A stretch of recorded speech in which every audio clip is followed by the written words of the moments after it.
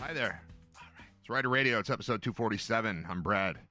And look a little different to you today because I'm cleaning up our act. That's what I'm doing. That's the plan. The plan is to, I'm going to clean up myself sometime this week in time for Brain Vault, the trivia show that starts a week from tonight at the Kaz in South Buffalo.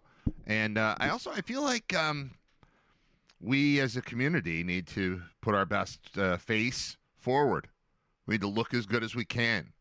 We need to sound right. We need to say the right things. We need to attract the best possible candidate as the head coach of the Bills. And we're in on this. I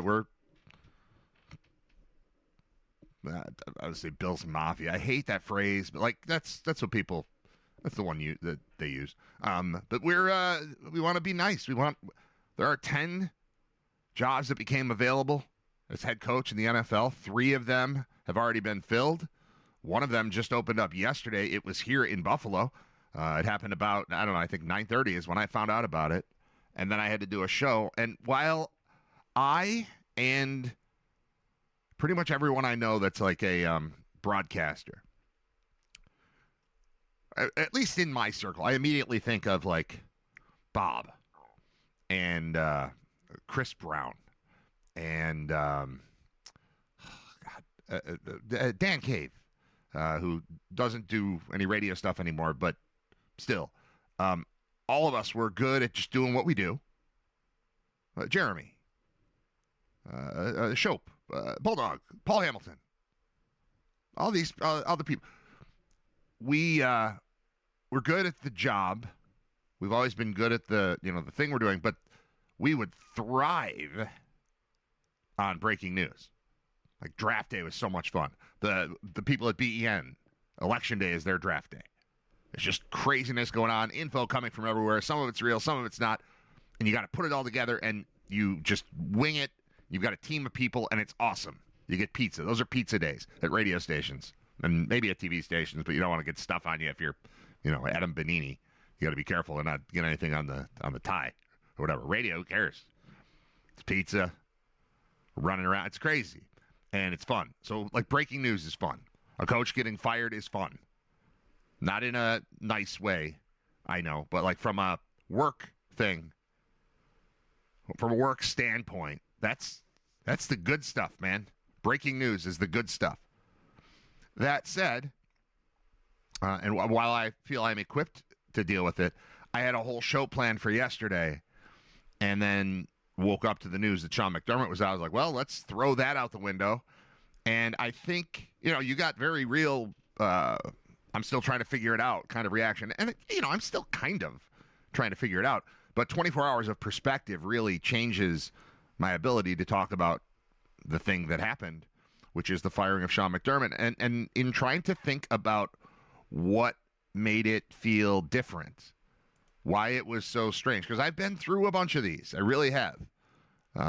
I got hired in radio in 1997. And I've told this story a bunch, but like the first day that I was left alone to run, I wasn't alone, but I was the board operator, the person who pushes the buttons, the person who makes the sound go out. Like without that person, nothing happens. And back in the day, we didn't have automation. So you needed a person. If you wanted a radio station, you needed a person there at all times. Somebody's got to push the button. Somebody's got to play the commercials. Somebody's got to switch you over, even if you're carrying ESPN radio, which we used to do overnights. You still needed somebody to, okay, there's the feed for ESPN radio. All right, bring that up, bring this down, play this commercial. All right, we're back. Okay, go to news. You do that. There's all the stuff that had to be done.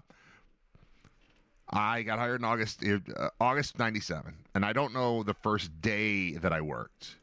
I'm going to look up when this event took place. Hold on. I've got a bunch of stuff ready, and then I decided to go down this road for something that I don't have ready, but that's all right. Let's see. When did the car crash happen? August 31. Okay. So story checks out. I don't know what day I started in August, but on the last day of August, I got a phone call, and there are only 2 people in the building.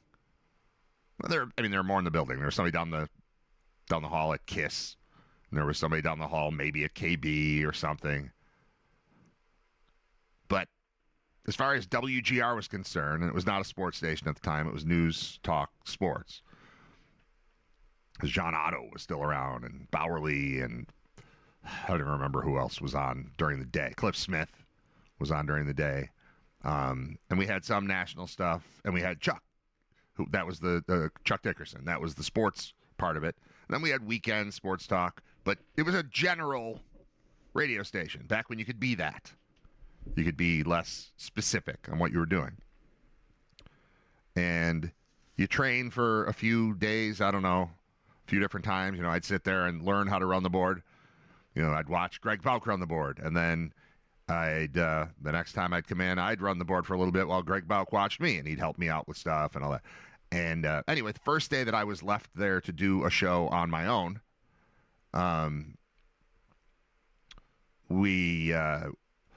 Princess Di died, or at least was in the crash. I think she died on the scene, but regardless, massive story took place. The good news was I didn't have to talk. I just had to push a lot of buttons and figure out what was going on with the news girl. There's two of us working. It was me and Emily Story, who I believe is still in. She might be in TV news. I remember she went to Rochester. I don't know. Lost track of her. But it was me and her, and Princess Di died. And she was not. I mean, she's my age, and I had just gotten there. So she couldn't have been there more than 6 months. And I couldn't have been there more than 4 hours on my own. And Princess Di died. And we got through it. But the good news was she was reading things that were coming across the AP wire and following up. And she had work to do. But she was just reporting. It wasn't like, all right, quickly, brand new broadcaster, what's your opinion on what just happened? Like, I don't know. What? I just got here. I don't even know what buttons to push. But that's that was the worst end of it. It was breaking news. I didn't know how to do breaking news yet. Now I'm at the point where, okay, throw anything at me. Oh, we've got something new. All right, I'll just talk. I can go from there and continue and get through. And yes, I'll be better if you give me a break for 5 minutes or an hour or a day, and I'll have more perspective on what I'm talking about here. But I can do it. The thing I was saying about draft day or election day or whatever is when you've got a whole team of people assembled. So 11 o'clock yesterday, actually it worked out. The first half hour was just sort of the panicky thing, but I was doing a show the whole time. I couldn't just sit and process and think. We could process out loud. And I did have Jay Skursky on, which was awesome. And then I had Scott Wilson on, which was awesome. And so I had people to have the conversation with, but I didn't have time to sit with my own thoughts on what yesterday was. And I also hadn't spoken with the masses. I had my wife. I hadn't spoken with my wife much. I mean, I found out he was fired when I was upstairs. I'm like, McDermott's out. She's like, what? And I was like, all right, I got to go. That was our whole conversation. But 24 hours later, I think I understand why yesterday felt so weird and different from all of the... I mean, I've been through a lot of coaching stuff just with the Bills. Starting in August 97, that means that I dealt with the final season of Marv Levy. And I wasn't out and about covering the team very often, but I was around the coverage of the team. So I've been in it. Honestly, it's not that much different from right now. I'm not out covering the team, but I watch everything they do, and I know all the people who cover the team. So I know who to believe and, how much to lean into one person's perspective and how much to ignore another person's, and that kind of I know that. So give me 24 hours of research. And by research, I mean talking, listening, reading. And I'm going to land on a different perspective. And I think this is what it is. Here's why yesterday felt different. This is, I believe, the first time we had a coach without a sort of universal, this guy's got to go thing happening. And then he went. Usually, you go into the offseason, and, man, we went through it with the drought. I mean, every year, there was no year where it's like, well, that guy has to come back because here we go. That never happened. It was usually, do you think they're ready to fire him yet? They just hired him. Been here 2 years. Well, the Bills are cheap. Are they willing to spend the money to pay out the rest of this guy's contract while also bringing in a new guy. Like that's kind of the way it's gone. Either things were going well, so you didn't have to think about it, which was rare. Or it was like, all right, it was his first year. Usually after a first year, you go 4-12. You're still coming back for year two. Everywhere in the NFL, not just because the Bills were an organization that's considered to be kind of cheap. Anywhere you would go, you would look. If you're a first-year coach, you get some wiggle room. You'd have to do something really bad to be hired and fired after one season in the NFL, Bills or otherwise. You get into, and I kind of want to walk through this because I brought up the list. Nothing's ever felt like this before. This is the first. I will say, well, there's there's one thing that felt a little bit like it. I'm going to walk through the Buffalo Bills head coach history from 1997, when I started in radio, through today. 97 was the end of the Marv Levy era. And I want to just sort of give you my thoughts on what it felt like at the time. And this is just my memory of things. And this is vibes as opposed to like facts. But here's what I recall. At the end of 1997, Marv Levy stepped down. He retired. It was sad. It was tear-filled. But it was retirement. It was, I've been doing this for a long time. He was 72 years old or something at the time. It made sense. Jim Kelly left the year before.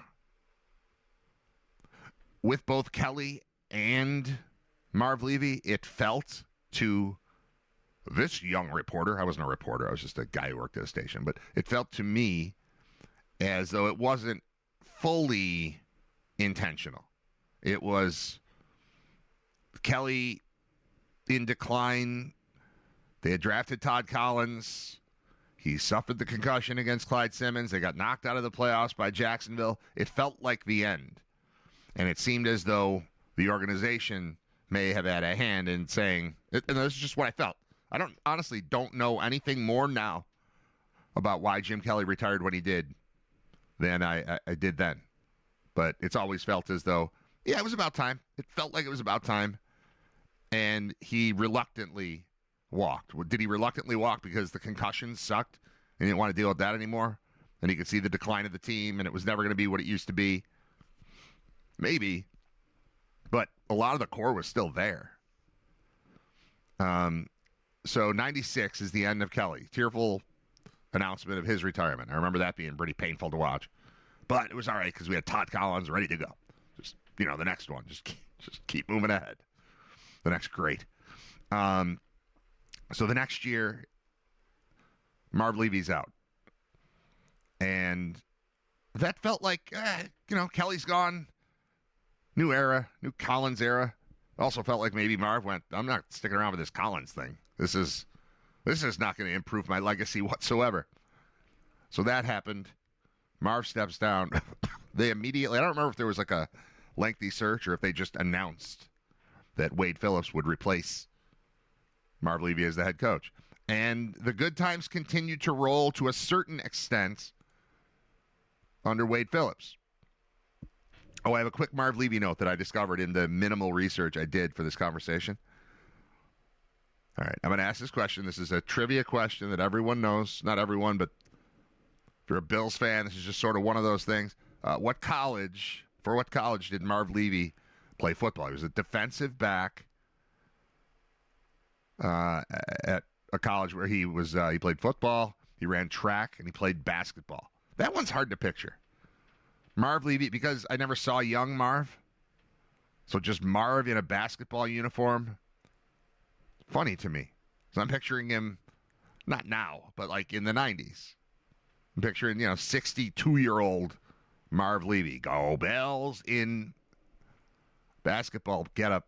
I have always thought it would be a lot more fun if, like in baseball, coaches also had to wear the uniform of the team. And this would have been like the perfect example. If Marv was a basketball coach and he had to dress like a basketball player, that would have been fun. Anyway, Marv Levy, we all know, went to a specific college, a very small little-known school that we know from him, and we know because Fred Jackson, former Bills running back, also went there. Okay? You know the name of that school. That's one. We know where he went to grad school, earning a Master's of Arts in English History. All right, the two answers we're looking for here are Coe College in Iowa and Harvard.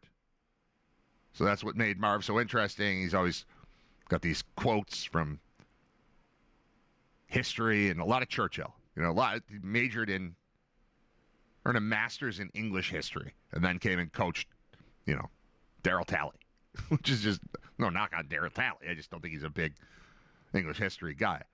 But, famously he did that. So those are the two schools we associate with Marv Levy.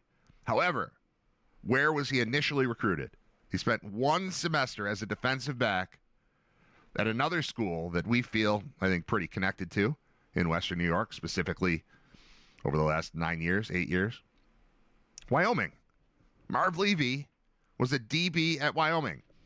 I'm going to put an asterisk next to everything right here and say, everything I'm doing, I'm just getting from Wikipedia because none of this actually matters.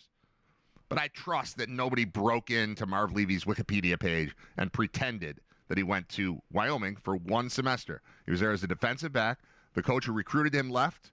He was displeased and exhausted by the following coach's round-the-clock training regimen and transferred to Coe College following a single semester. So how about that? A Marv Levy Wyoming connection. We love Wyoming now, right? We thought nothing about it. There was a caller that used to call into GR as the Wyoming Cowboy, and it seemed like the most random school in America to be a fan of. And as it turns out, now we like it. Now we've got people walking around in Western New York wearing Wyoming football jerseys, brown and yellow Wyoming football jerseys. Who would have thought? All right, so Marv Levy out. He retires end of the 1997 season. In comes Wade Phillips. Wade Phillips was there for 3 seasons. We didn't know how good we had it, as you'll be able to see here. He went in 48 games, he went 29-19 for a .604 winning percentage. That puts him it puts him right under Marv Levy, ultimately. Marv Levy, 12 years, .615 win percentage. Wade Phillips, 3 years, .604 win percentage. Made the playoffs twice, missed the playoffs in his third year, refused to fire his special teams coach, and was fired. That one was a little weird, but I think all of us had a Marv Levy glory years hangover. I forgot that I told Paul to call me, and then I didn't even look at my phone. Paul, I'm sorry. If you're listening right now, I'm sorry. I bet I have a missed call from Paul. I just looked and saw it was 10:36. Oh, I don't have a missed call from Paul. All right. Paul Peck's going to call in right around now. We're going to keep the phone where I can see it because I totally forgot. I didn't forget he was coming on. I just lost track of time, and it's 10:34, and I told him to call at 10:30. Yeah, he'll call soon. All right. I'm going to put where's my little phone stand? There we go. Yes. It was very handy. See how the thing, you can have it on the thing. It's connected, and then look at that. Isn't that cool? All right. So we'll hear from Paul momentarily. There he is. All right. I'm going to make my point. We're going to pick up on the Marv Levy part. All right. I'm going to hit answer, but I'm not going to say hello to him yet because I haven't played his thing yet. And he's got a thing. Here's the thing. Let's check in with Riter Radio's senior bowling correspondent, Paul Peck. Paul, if it's okay with you, I'd like to skip most of the bowling today and maybe talk football. Is that all right? Yeah, that's good. My only bowling connection is I am wearing my Beat the Champ hoodie right now because it's my best snow blowing gear to deal with 2 feet of snow in my driveway today. Yeah, I was going to say, we've got a snow day for no reason. Again, we get that a lot in Amherst. I don't understand the concept of canceling school because you think it might snow. There's nothing. It's cold out, but there's no problem here. I haven't considered even a shovel, and I live, 10 miles north of you, which is crazy. Yeah, well, you're welcome to come on out here and attack the wall of snow at the end of my driveway today. What time do you think you have to leave your house to get to the UB basketball game tonight? Well, apparently it's okay up by you. Yeah. So I'm not as worried as I was at some point yesterday. Like, geez, how long is it going to take me? How long is this 25-minute drive actually going to take me? So I'm feeling pretty good at the moment. Things look relatively clear out here in the South Town. Okay, So that's good to know. So maybe I'll give myself an hour. Okay, just to be safe. That's so, not bad. Not bad. You were on a roll, so I didn't want to call and interrupt you because you were on a nice roll. Well, you know what? I was on a roll, but then I realized, I saw the time and went, oh crap. But it's all right. I've got until noon to get through this because I want to talk about the difference between. I'm going to spoil my own point, but I'll make it gradually. We haven't the closest we've been to this ever.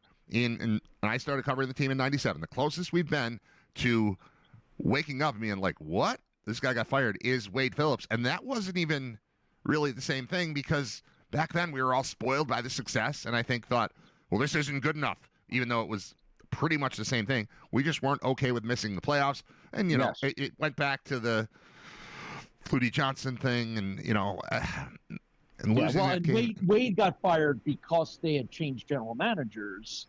And Right. all along, I had been told that Tom Donahoe was not a fan, so that there likely was going to be a coaching change. So Wade was kind of doomed anyway. Can you imagine? By all indications. Perspective is what it is, but can you imagine being the kind of person who says, I'm not a fan of Wade Phillips, and then hiring Greg Williams? Like, that tells me everything I need to know about you as a person. Even though I liked Donahoe a lot more than I think most people did when he was here. But, man, that's just a bad piece of judgment right there. Yes. By the way, before I forget, this is like my ultimate Brad Riter mind going a million different directions and interrupting your show here. It's fine. When you mentioned the breaking news part about being in the meeting, and there's an adrenaline rush that does not equal. You also mentioned it was a pizza day. I have an amazing news pizza day story, and I'll make it super quick. You don't have to make it quick. You said, I got all day. Election day was like the news department's, Super Bowl, like that was the big day, sure. Right? And those of us in the sports department would always sort of let them order all the pizza and wings, and we would go slide in there after all the news people had got them, because in those days, sports, like you got like a minute for sports and you didn't have anything to do. So when I first started Channel 4, and I won't use any names, there was a long-time newspaper and television reporter who was one of the TV reporters at Channel 4. And when they would order pizza, Channel 4 would generally order it from a rather famously notable West Side pizza place. Okay. That to this day has always been rumors that it had a connection to organized crime, right? I think everybody can kind of figure all this out, right? Yeah. So, and because that veteran news reporter had been on that beat when he was a longtime news reporter, he flat out refused to ever eat the pizza and wings. It was just an amazing, like, aren't you hungry? Like, nope, not doing it. Like, and then you found out the story why. Like, that's awesome. That is awesome dedication. Wow, that's impressive. It's a terrible choice because that food is delicious, and I'm glad that there's a Williamsville location as well. But, bad choice, but good to be principled, I guess. Yes. All right, let's go. Let's get back to coaching changes. Sure. So this, to me, is the first time where, people are bitter. I come at it from the perspective of I got hired at WGR in 1997 when Chuck Dickerson was there. So I was used to people calling for firing. Anybody who stepped in, if you weren't going to the Super Bowl, you weren't doing it well enough. And we were trying to replace that whole era, and we were trying to replace Marv Levy, and we're trying to replace Jim Kelly. And it just, the frustration of 16 years of no playoffs, ultimately, where we got pretty much any coach who's been fired, I've heard, fire this guy, fire a zillion times before he actually got fired. And the question was always, are they willing to? Right? What's that? It's what we do now. Well, it's what we do now. A fourth down call and it's fire the coach. Sure, but over the history, the last 30 years or so, it's not just now. It was, Greg Williams needed to be fired certainly by his second year. The collective wanted him out. Mike Mularkey, Dick Duran, any of these coaches, it has not been a question of should the Bills fire him, it's will they spend the money to fire him? And there's always it's been lingering like, well, obviously they could do better at coach, but are they willing to do it yet? This one isn't that. Of course, to your point of this is what we do now. Yeah, of course, there's some of that out there with McDermott. But by and large, we're talking about the playoffs 8 times in 9 years. We're talking about the division 5 consecutive years. We're talking about 6 consecutive trips to the divisional round.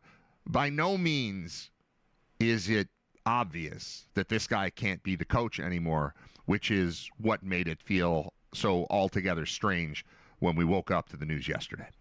Well, but it's the opposite of, when the coach fails, it's an obvious decision to move on, right? And what happened here was McDermott failed to win a Super Bowl or get to a Super Bowl or reach a level that people expected him to reach, right? So that's ultimately why, among the reasons why, right? Sure. It's the opposite, right? Well, you turned the program around, you've taken us to the playoffs every year, but it's not been good enough, right? Because we should be in the Super Bowl and you didn't, or you can't get us there, right? Honestly, when these rumors started to sort of percolate, Brad, even before yesterday, my feeling was like there's just a shelf life for coaches in the NFL, right? Like there comes a point in time when you've been there too long, the message is stale, the fans get angry, they're sick of your face, they nitpick every little thing you do, they forget where you were 7 years before because now they're like, hey, Andy Reid is an example of that, right? Mm-hmm. Harbaugh clearly is an example of that. And then the subset of all that is, are you the right guy to get us to take the next step, right? And the best example there was Tony Dungy being fired in Tampa to be replaced by Gruden, and then they go to the Super Bowl, right? So there's 2 categories there. So you started to feel like there was a feeling like McDermott was never going to get you to that next level, right? But what started to come out now, since yesterday, starts to make me feel like this was a little bit of a power struggle that might have gone on, which is kind of unrelated to any of that other stuff, right? If you just wanted to fire McDermott, you're like, hey, we need a new voice, we need a new direction, we need a new idea. Like, that's fine. I don't always agree with it, but I understand it, right? Yep. But now you're starting to get the sense like that this was Beane wanting more power, and the guy who got hired before him, who essentially was the one that kind of played a role in getting him hired, had to get out of the way for that to happen. Yeah. I don't know any other way to read it, honestly. Did I wake up yesterday thinking, I hope Sean McDermott is fired? No. When I heard that he was fired, did it bother me a lot? No. Because I looked at it and I thought, all right, let's say there are 3 people. Why didn't they win the Super Bowl this year? Why haven't they been to the Super Bowl? The 3 people we're going to look at are the coach, the general manager, and the quarterback. Okay, quarterback's good. No vote. No vote on quarterback. Quarterback stays. Okay. Coach, I like him. Fix the culture. Turn this into a team of people who are, pulling for each other and just there's a family vibe there. A lot of teams pretend they've got it. A lot of teams talk about that sort of thing. You can see it on display. It's legit. Is that top to bottom the 53-man roster? No, but when it's not, they trade you to the Texans. Like it's going well with Diggs, and then it's not going well. Like, all right, well, you can't ruin the vibe in here. You got to go. And yeah, you're a better player than whatever we're going to have on the field, but it's killing what we're doing. So you move on from him. I like that about the coach. And then, that's the coach and GM in conjunction. You know what? Let's just think of it that way. This term McBeane has been around for a while as if they're one person. Clearly they're not. We've seen some problems there over the last couple of years, and specifically this year. Just never like a fist fight or like a super verbal altercation, but little subtle jabs that weren't there prior about, whether it's Beane calling into a radio station talking about how the defense is the problem and not the offense. It's like that's him. That's a shot at McDermott. Or the Darius Slay, Jamarcus Ingram. Right. Yeah. Get to that. Think right. about Darius Slay might have changed the entire direction of this franchise. Sure. And as it turns out, Darius Slay would have fixed. Let's just pretend Darius Slay would have fixed things. Best case scenario. Jamarcus Ingram still being here would have been status quo. That would have been okay. And then instead you got the other one, which was no Slay, no Ingram, no reason. And you heard from McDermott on that. He never said, screw you, Brandon Beane, but it was implied. There was something split there. So anyway, there's some reports floating out today about a meeting a month ago between McDermott, Beane, and Pegula, where essentially McDermott criticized the talent level. Like, you're not giving me enough talent to win. You're telling me I need to win. You're telling me no Mahomes, no Burrow, I need to win the Super Bowl, but you're not giving me enough talent. And the report, and again, I don't know the accuracy of it, and I don't want to take it as gospel, but the report says that Beane and Pegula did not like that, which is kind of crazy because it's pretty damn obvious, right? Yeah. Like, the talent is not there. The injuries have had partly to do with that, but the talent is not where it is. So whether that triggered this or prompted, and you know what, Brad, the other thing I'll say to you is I learned this lesson long ago, mostly as it related to Ralph Wilson, which was when the franchise does something that on the surface doesn't seem to make a lot of sense or was unexpected or you didn't see coming, you can almost always blame the owner for it, right?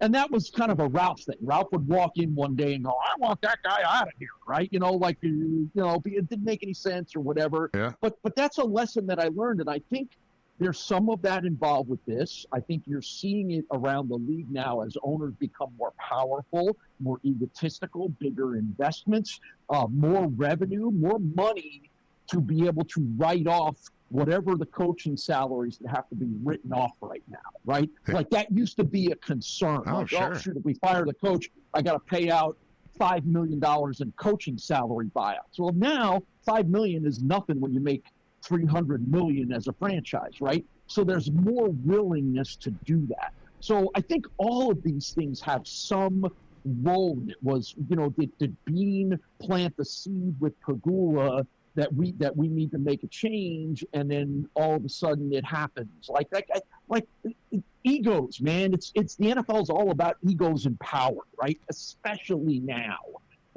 when owners used to be sportsmen, and now they're in there telling you who to draft. So a lot of all these things combined are usually what lead to major decisions being made. Yes. I was thinking about, like, let's say nothing changed and it was the same GM, and it's not nothing changing. There's going to be turnover on the roster, but if it's the same GM and the same coach and the same quarterback, and I work for ESPN and it's next August and I'm in charge of telling you my predictions for who's going to go to the Super Bowl and win the Super Bowl, I'm going to look like a fool at this point if I say, no, I think this is Buffalo's year. Like, I think even like America's getting bored with the failure of the Bills, and I'm getting slightly bored with the failure of the Bills. It sounds crazy, but I'd like to remind people that the Bills' comeback game against Houston was not on television. It was not sold out. The reason it wasn't sold out is we were used to winning, and I don't know. We get complacent. We take it for granted. People didn't go to that game. I had to go to my friend's house who had an uncle with the big satellite dish, and they had to cut branches off of a tree to make sure it was pointed at the set. And I saw the game. I saw it on TV, but I didn't go to it, and neither did other people. And I couldn't watch it at home because it wasn't sold out. Because as exciting as all of it was, as cool, we started when things started going well here for the Bills. I was telling my kids, and we were all reminiscing about people selling bootleg merchandise on every street corner and how crazy all of that felt at the time. And that kind of came back. It came back with the Sabres when they got hot for a couple of years as well. Or just, they're painting gold pathways on the street. It feels different in town. And as exciting and as awesome as it was, it feels in that moment like that's the way it's always been. But it isn't. And let's use the Sabres as the example. When the Sabres were red hot, people, and a couple of years after, a couple of years removed from the runs to the Eastern Conference Finals, I think there were people, younger fans, who hadn't been through it with the Bills and didn't know. They thought that's what it was like all the time and that the arena would always be packed. But coming out of that lockout, I saw Sidney Crosby's first game in Buffalo at a half-empty arena. Later that year, people treated it like the place had been packed the whole time. We are fickle, man. We're a good sports town. But our attention, I haven't watched a full Sabres game in 15 years. Not quite that number, and it's not quite, I haven't watched a full game, but pretty close. Like, I don't tune in on a regular basis. I'm interested with the run that they've been on this year, and especially because it's under Lindy, but we have other things to take our attention away, and it's not always going to be craziness with the Bills. It's not. Luckily, they're able to build a stadium during a period like this, but you don't always keep the momentum with the fans goes away. So you go into next year, and Josh is there, and Sean McDermott is there, and Brandon Beane is there. There's a new stadium, and that's something too, but there's a level of excitement that has dipped a little because this was the year, and last year was the year too, and that was the year too. Something had to change. I get that something had to change. Josh isn't going anywhere. I don't think that changing out the general manager in the moment gets me pumped for next year, that fixes it for next year. The GM is the guy that fixes it in time for next year's Super Bowl, because that's the plan. The clock is ticking on Josh's career. So what can you do? I don't know. Change the vibe on the field. Seems like the shortest route.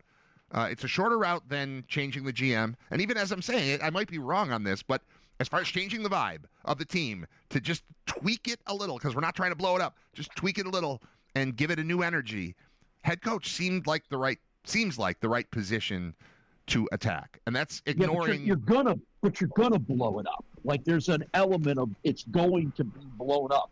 You're going to have a new head coach. You're likely going to have new coordinators, but you might have a completely new coaching staff that's now going to say, well, these aren't the kind of players that I necessarily want to run my system. So that's the fear in all this, right? And that's where I get it. We need a new coach and give me the shiny new thing. And I'm like, hey, just be careful. This is working pretty well, right? Like, aside from a few key injuries, maybe the Bills are still playing. There's always the fear that it's going to be worse. Now, there are enough examples like Jacksonville where it's better, right? It happens, but that's, you got to make the right decision on who you're gonna hire. The last thing I'll say to you on this is again, the promoting Beane on the day you fire McDermott tells me this was not a decision made yesterday morning or Sunday, right? Like, this was in the works,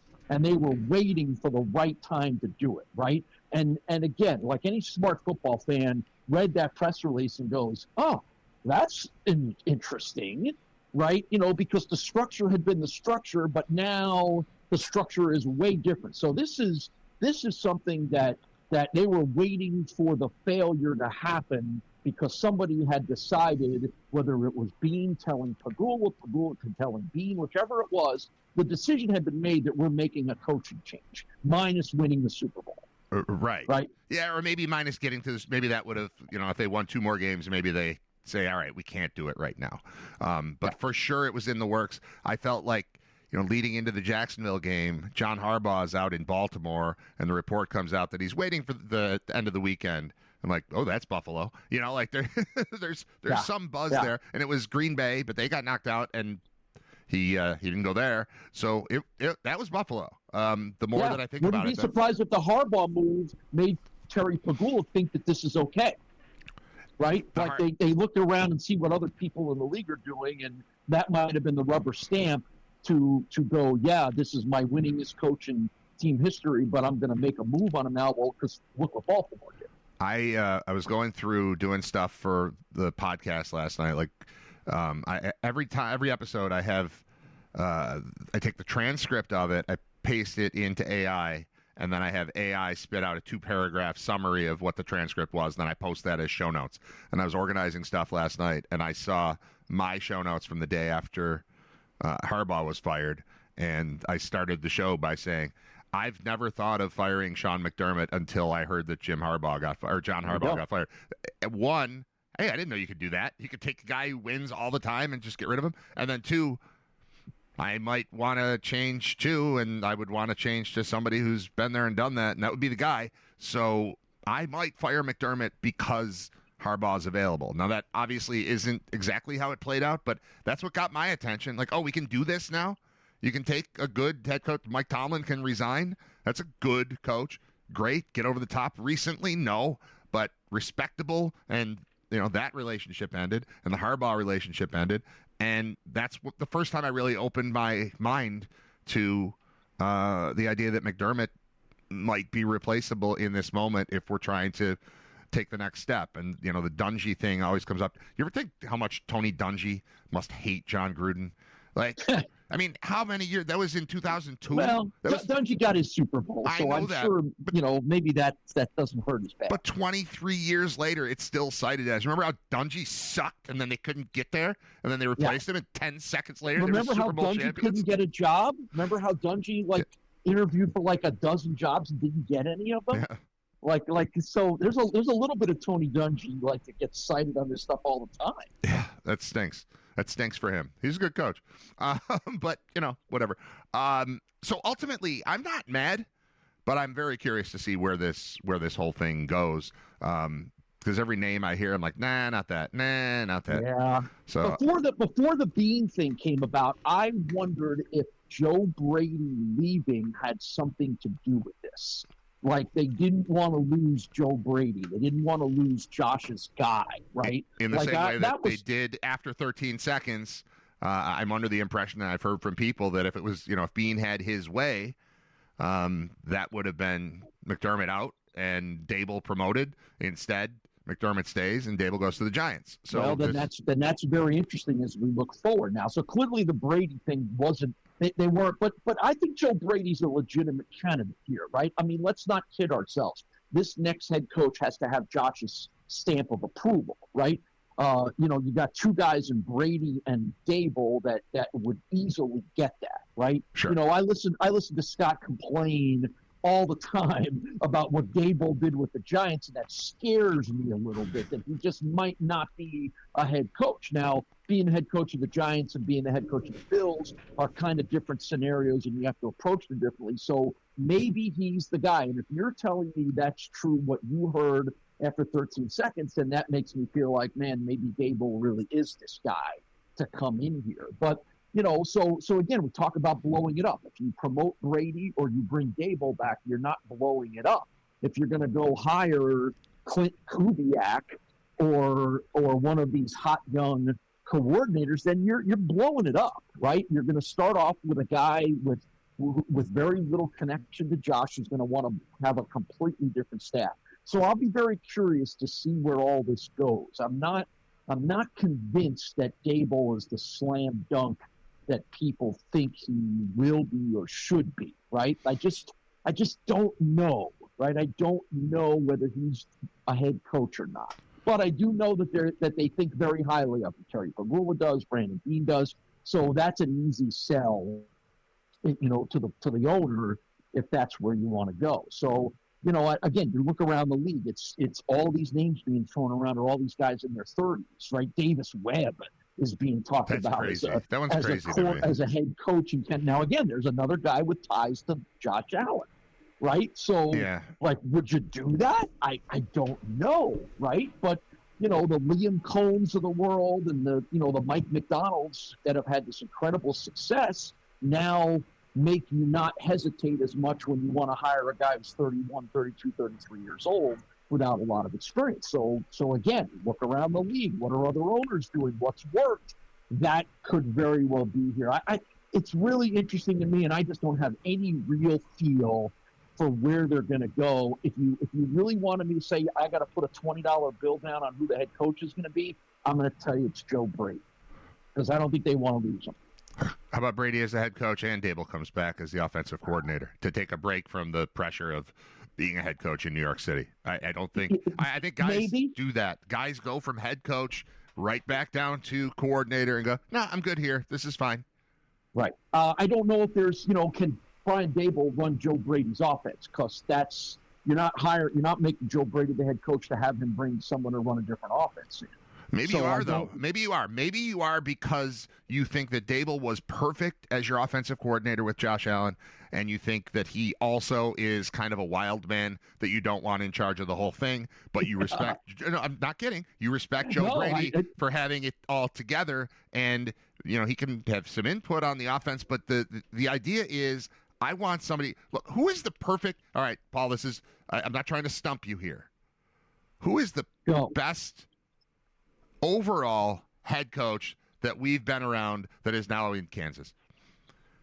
Yeah, Lance Leipold. Yeah. Lance Leipold. Because he's a CEO. He is a CEO. And if I think the knock on Dable would be that while he is just a cool, fun, intelligent dude to be around, he doesn't have it buckled up in like a CEO type of manner. As Scott said, he's the guy in the locker room with the whiskey and the cigar. You can get to that point. That's cool. But if you need somebody to run it, but you still need the wild man there to do his thing, and I'm not saying he's not capable. He was the Giants head coach for 4 years. But the problems weren't like, oh, he's not smart enough to do this. He just didn't have it together. There were behavioral problems, and that's discipline issues. Like that kind of stuff was going on there. Some people are meant for certain roles, and maybe Brady's not. I don't know him at all. Like, what is it that he's got this? We've watched his play calling and his game planning and stuff. I don't see like, oh my God, this guy is a revolutionary offensive mind. I see a guy who's got it together and is organized and is making things work. Like maybe he's the organizational guy who's a leader, and Dable's the wild man who's the offensive coordinator. I don't think that's nuts. Well, I would rebut you and tell you what Joe Brady did with zero wide receiver talent was pretty damn revolutionary, right? Like he figured out how to take a tight end, running back, slot receiver offense and score 30 points a game. That's pretty damn amazing because that's not what happens in the NFL, right? So I give Joe Brady more credit. Like, again, you can't win with the Bills wide receivers. They didn't try. They figured out how to get around that. They figured out how to make tight ends and running backs and hook and lateral plays work for a team. Like, that's pretty damn revolutionary and innovative to me. But again, like you said, what you never know is that Joe Brady's lane and not being a head coach, because then is he going to want to be the play caller, right? We've seen that sometimes work, sometimes not with head coaches, right? So, I think the biggest step to me in covering the NFL for so long was these guys get hired because of what they do as coordinators on the field, and then they become head coaches, and most of the time the reality is like you've got 45 other jobs to do. You can't be the play calling X and O coordinator anymore, right? And now some guys do make it work, right? But in general, that you have to be the boss, right? Not of your offense or your defense. You have to be the boss of the whole team. You have to deal with the media. You have to deal with player behavior, like travel, like all that stuff that has to fall under the head coach. And that, I think, is where a lot of guys fail. Now, maybe it's different now. Maybe some of these young guys that have pulled it off have started to establish a newer trend where these guys are good enough to do it. But it's always the risk, right? It's always the risk when you're going to hire a first-time head coach and he still wants to be in charge of his side of the unit. Like, that's a lot. It's a lot to do. It's two different jobs. Like, running a team is a different job from calling plays and organizing an offense or organizing a defense. And so you never know. And that, again, back to Lance, it's my favorite thing about that hire. I remember talking to Scott about it on the podcast, way back then.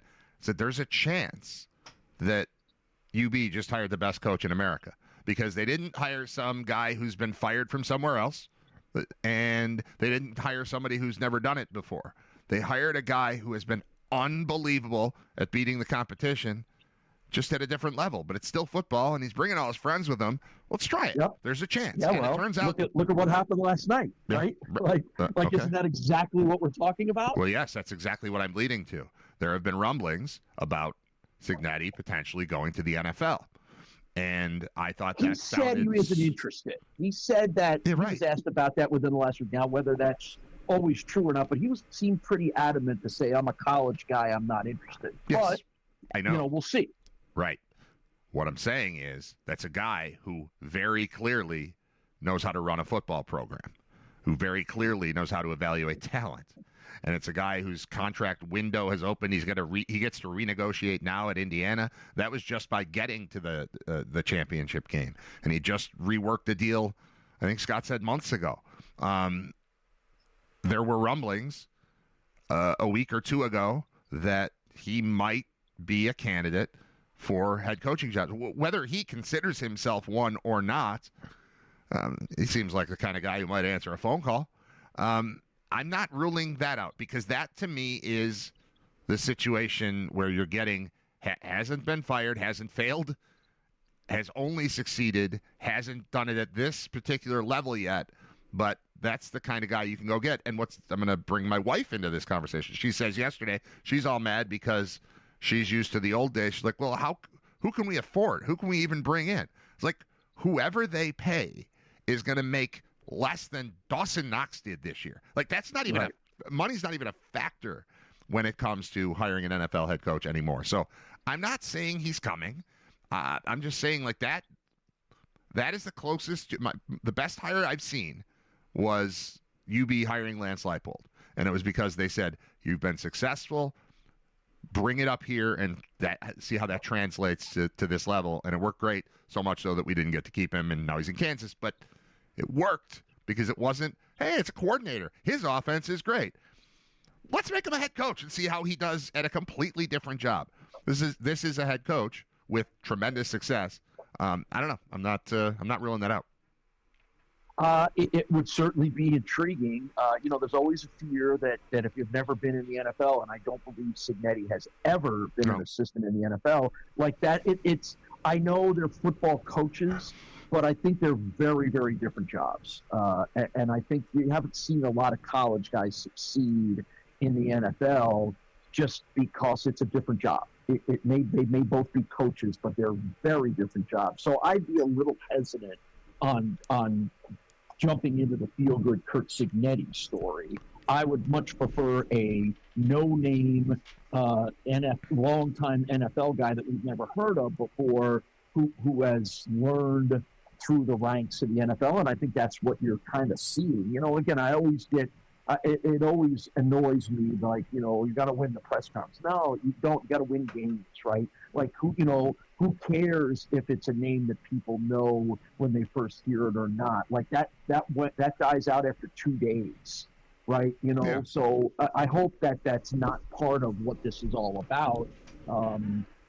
Is making people feel good about the hire. Because you and I have seen plenty of hires over the years that made you feel good, and they wowed you with the press conference, and then 6 months into the job, you couldn't wait to get them the hell out of town. Yeah, I don't remember the last time I watched a press conference and didn't come away with it going, I like this guy. That's exactly. Not what it is every single time. Again, it's super intriguing. You have the best quarterback in the league, so team people are going to want this job, right? Like, there are holes to fill. I do feel like the window is starting to close on this team, right? I mean, in the NFL, those windows don't stay open for long.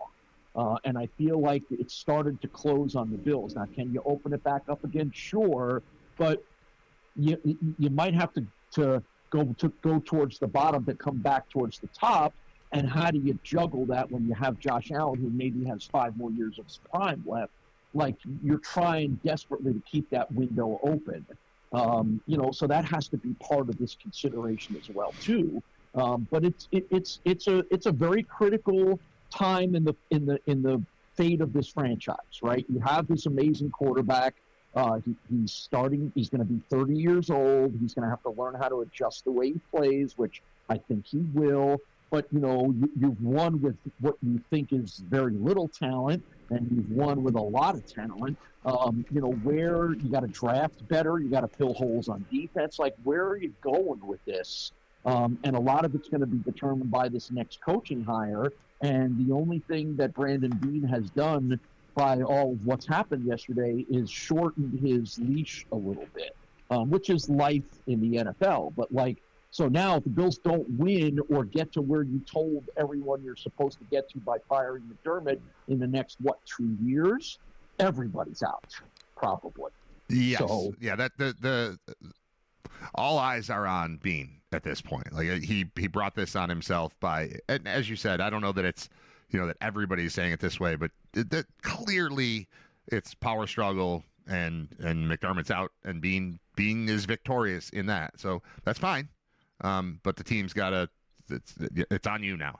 I mean, it's on Josh, but it's on you to make it right. That dude who was as successful as anyone other than Marv in franchise history, he's gone, yes. and you're still here. So right. Who, by the way, I know it's sacrilege to say it in this town. He played very poorly on Saturday and was as big a reason why they lost as anything. And I know we'll blame the refs up one side, down the other, and we'll blame everybody else, but the fumble was inexcusable. If he throws that ball a little farther out, Brandon Cooks catches that, and we don't have any of these debates. Yeah. And in a wide open Dawson Knox is like, you can't miss that, right? So Josh is not blameless in any of this. Right? No. I thought he was as much a reason that they lost a playoff game as he has been the reasons why they have won them before. You know, and combined with the clear holes on defense that were exploited by a very smart opposing head coach. Again, no coincidence. They go right at Dane Jackson and Darnell Savage on the first plays. They're in there and score touchdowns. Like, that's just good coaching. Yep. And I will say, like, everything you're saying about Josh is true in that there are probably 3 or 4 different plays where I expect something different from him and I don't get it. He's allowed to make mistakes, though. He's got, let's say 3 plays. Let's say the Knox. I'm not even going to blame him on the Hardman thing, because I honestly think Hardman that wasn't a good route. Like if he had cut straight across instead of fading, an extra yard or 2, the ball is up where he can catch it. He can probably catch it, turn and run. So, but I'm not blaming Hardman. It's just communication between a quarterback and a receiver is tough to read. And I'm going to err on the side of the guy who's been here for 8 years, threw the ball where it's supposed to be. It looks very much like they're off by 2 yards. And I'm going to say the guy who's been on and off the team and not really on the team for the most part, it's probably more on him. But regardless, Josh's magic comes through more often than it doesn't. That said, there are like 3 or 4 plays I'll lay and say, whoa, if that changes, the Bills win. Because this was a 3-point overtime game. Right. So you want to take any officiating thing you want. I'll take the non-call on interference, Cooks in the end zone. Like, what? How on earth is that not anything? Like, I grabbed him there, and he grabbed him there, and then he didn't catch the ball. But what's wrong with that? And then, going the other way at one point, I thought, well, I guess they're just not calling it because the Bills got away with one. But then they got called with one, and another one, and a personal foul, and Trey throwing the helmet, and all that stuff. But let's say there are a dozen plays in that game where if one of them goes the other way, the Bills just win. 3 of them were Josh. But, why are they in that game? Josh. The Cook fumble. If Cook doesn't fumble, they're probably up 14-3. They probably win that game by 17 points. But they didn't, and ultimately, it's over. But again, that's another reason it's super obvious. McDermott didn't get fired over this game. There's no chance of that. This was in the works. Very clearly, they could have had it. They got unlucky. It's not cool to say that, but they got unlucky and they lost the game. Either team could have won. It wasn't them. So again, Josh wasn't perfect. That stinks. I wish he was more perfect and one play better. And had he been, everything would be fine. And again, when you need him to be perfect because you don't have a good enough personnel on offense, right? Like if you have a better receivers that can adjust and make amazing catches, your quarterback has to be less perfect. So it all always works together. And and again, I don't think there's any question the Bills are going to completely revamp the receiving core. Do they do it successfully this time? That's what we're going to find out. Yeah, and all right. I'm not going to keep you here forever, but even like thinking about this team, it's not good enough. It's like, well, they were hurt, and I know there are injuries everywhere, but how much different is this team if it has Ed Oliver and Michael Hoyt all year long? A lot different. I mean, it's just the moments that we saw out of them, which were few and far between, were fantastic. And then Oliver comes back, and he's right back out of the lineup. Like, ugh. So I don't know. That's rough. Do you have to go, or is there anything else we want to do here? No, I just might. The rest of my driveway awaits. So the longer I can postpone that, the better. Well, good. Then let's talk about UB basketball, because you have you've been there. I haven't been to a game yet. I've watched a couple on TV. Tough one against Miami the other day. But what's your general sense of what's right about this team, without just saying Daniel Freitag is awesome? He's not only great at basketball, he came in and read to my kid's 4th grade class the other day, which is cool. The one day they had no snow. Hey, it's players, right? Like they're so much. They have so many much better and more veteran players than they have in the past, and that's tied to Turner Battle helping and George Halkovich generating some money to be able to pay players to get better players and getting some Division II and NAIA veteran guys instead of a bunch of freshmen, right? But let's be honest, if Freitag is a difference maker, he's tied for the MAC lead in points. He can do almost everything. When you have a guy like that, and again, someone had to recognize that he could be that guy as well too. That's where I give George Halkovich a lot of credit. He recognized guys. He's made Ryan Sable a better player. He's taken a kid like Tim Obo from London, who is this incredible body who didn't know what he was doing last year, into a viable down low force now. So it's a lot of those things combined, right? They're deeper, they're more veteran, and now you're seeing them be more competitive. Problem right now is they're in this ridiculous run. As I was making my notes for tonight's game before we came on, they're in a MAC stretch. Their last 3 opponents are 16-4 in the MAC, and the one they're going to play tonight is 5-1. So they're in a 4-game stretch where the MAC opponents they're playing are 21-5, and that includes a now ranked Miami team that they almost beat. Yeah. So they're not quite there yet. That's why they've lost 3 in a row. To go from being bad to being great is hard to do. There are steps in between, and they're taking them. But they're competitive every week. They score a lot of points. They do a lot. They shoot threes great. So it's a much more fun product to watch as the season goes on. You hope that they'll figure out how to do some of those little things, learning how to win, right? I say that on the broadcast a lot with Tony Watson or Turner Battle. Like, teams have to learn how to win, and this team won 9 games last year. You have to learn, hey, we have a 12-point lead early in the second half. How do we protect that lead, right? How do we play differently to not let the team get back in? Don't take bad shots, don't turn it over. Like those are some of the little things that I think the team is going through now, but they are really fun to watch. Tonight should be an amazing game. These are 2 of the best offensive teams in the country. I don't know that it's going to be like it was the Miami game the other day, which was ridiculous. But this is shaping up to me as like an 87-84 game. You have the 2 top scorers in the league. You have the 2 best 3-point shooting teams in the league. So, if you've been stuck in the house all day today and you're looking for something to do and the weather is good tonight, game's still on. So it might be a fun time to check them out. And if you live in the South Towns, Paul's got a truck. He'll pick you up. Yeah, no kidding. I could probably do that. He'll bring you up north here.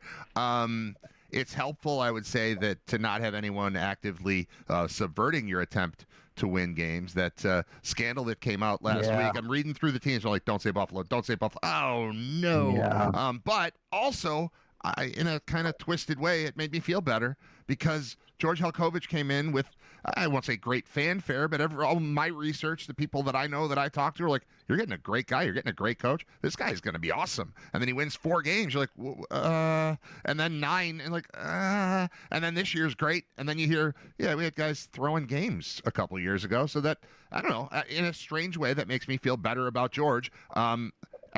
Is there anything, I haven't been on campus since that story scandal thing broke and Mark Allnut put out a statement like, this sucks.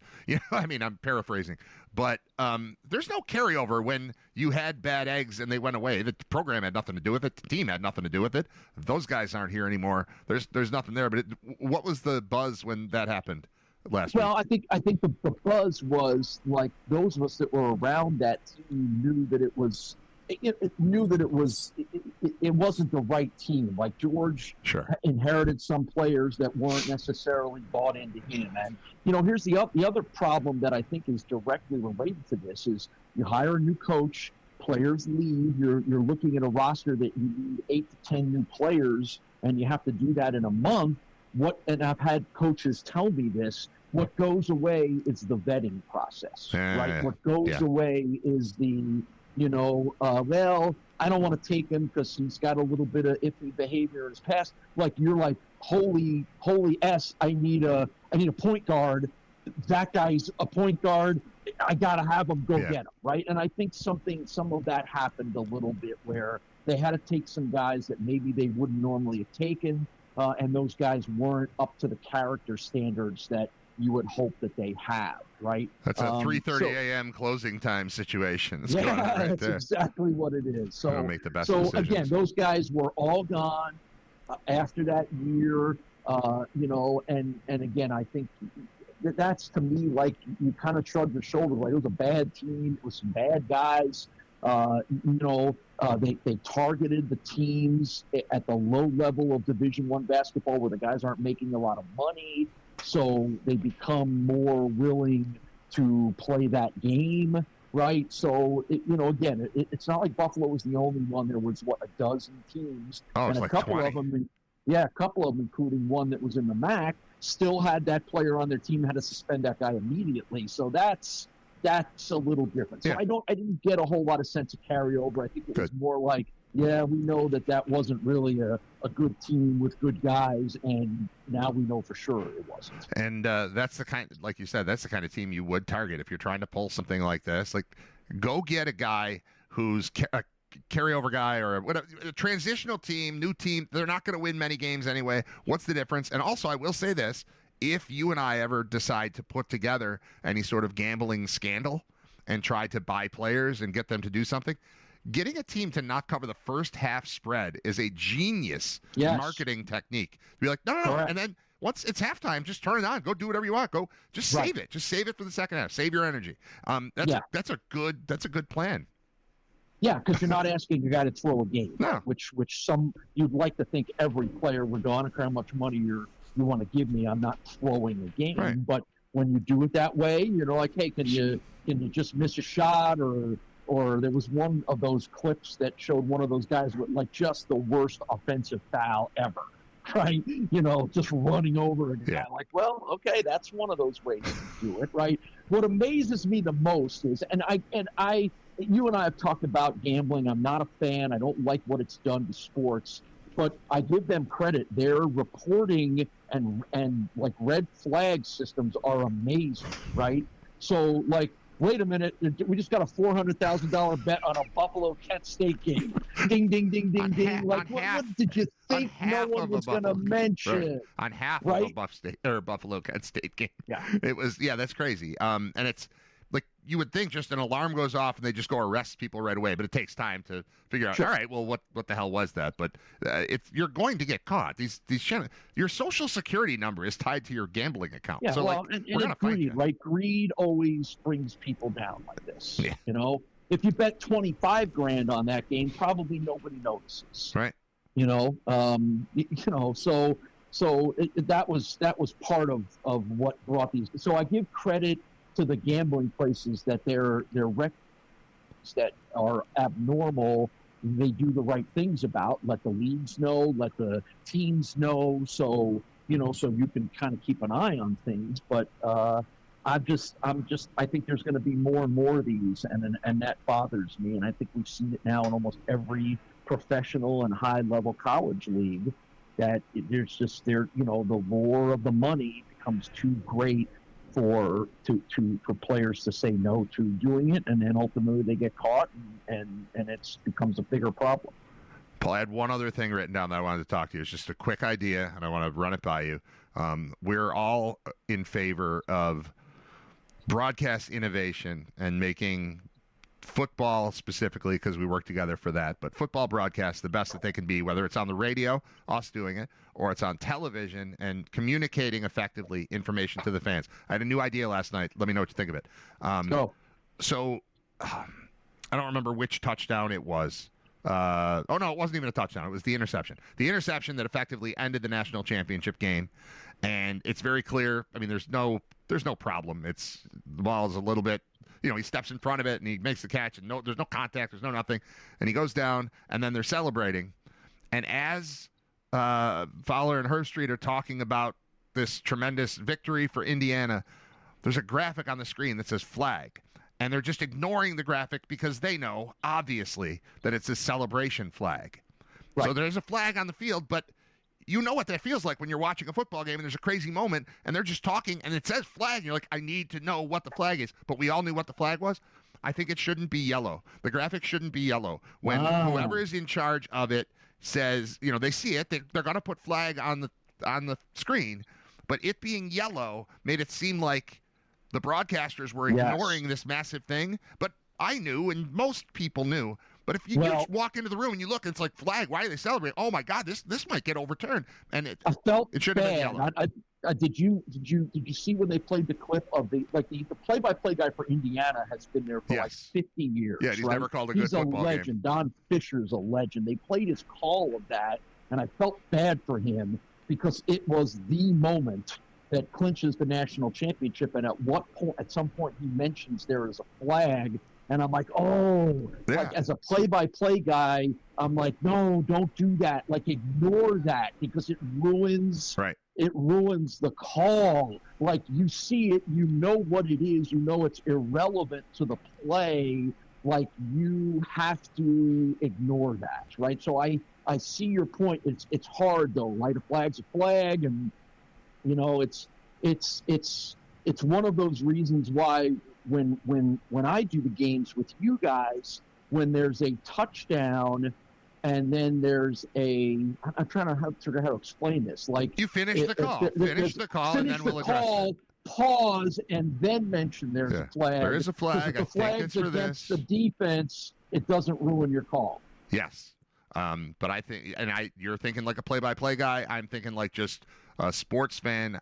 I'm watching, like, I get it. I know what's going on here. And they did a good job of just ignoring it and talking, just leave it there. But if you're just looking at the screen, I just think if that was in gray, it still says flag in the same spot, but it's gray instead of yellow, it would make it a little simpler and better and more peaceful so you can enjoy the moment. You don't have to. You're not thinking it's pass interference. Yeah, you don't have to think about it. So I don't know. Yeah, no, I like it. I think it's great. I think that's great because it is. It was a misleading flag that kind of slightly tarnished the moment. A little bit for some people. It could. And I just think it's very simple. Just it's not yellow. Only when we know for sure. Like the whole play happened. Whoever it was that hit the button that brings the bug up that says flag on the screen, they saw it. They know it's in the end zone. They know it's nowhere near anything. And just hit the button and make it gray or whatever instead of bright yellow, indicating that maybe this thing's coming back. All right, Paul, great to have you on. That was an awesome bowling conversation. I'm glad you wore your hoodie. Go take care of your driveway. Enjoy the basketball game tonight. We'll see you soon. All right, thanks, Brad. All right, there is Paul Peck, our good friend and our senior bowling correspondent who came on to talk about football. Bowling correspondent just gets you in the door. Once you're in the door, we can do whatever we want with you. And I texted Paul last night at like 10:30. I'm watching the national championship game. I know he's watching it.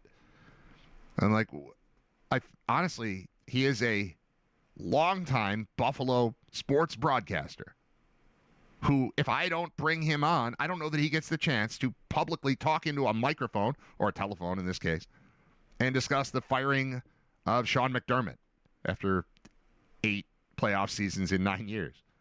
We can't not hear from Paul Peck. That's what the show is for. All right, we're going to take a timeout. We'll be right back.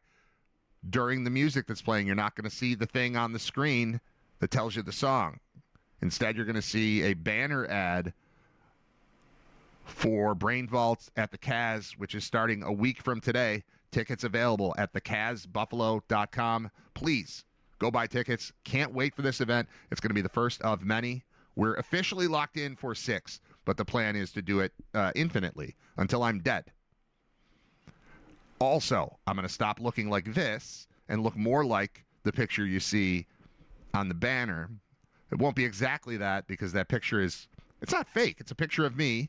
And I didn't say make me look pretty. I just said turn this into a headshot and, change what I'm wearing. So I've got like a blazer with a shirt under it instead of just, a hoodie and a winter hat and looking like a slob. And again, look how terrible this is.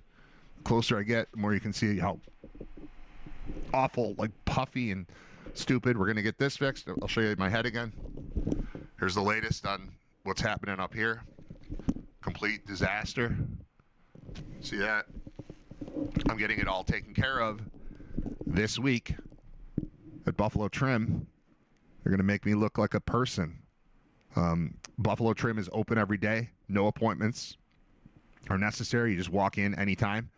They have 6 different locations: Amherst, East Amherst, Williamsville up north, Blaisdell, Orchard Park, Hamburg down south, down in Paul Peck territory.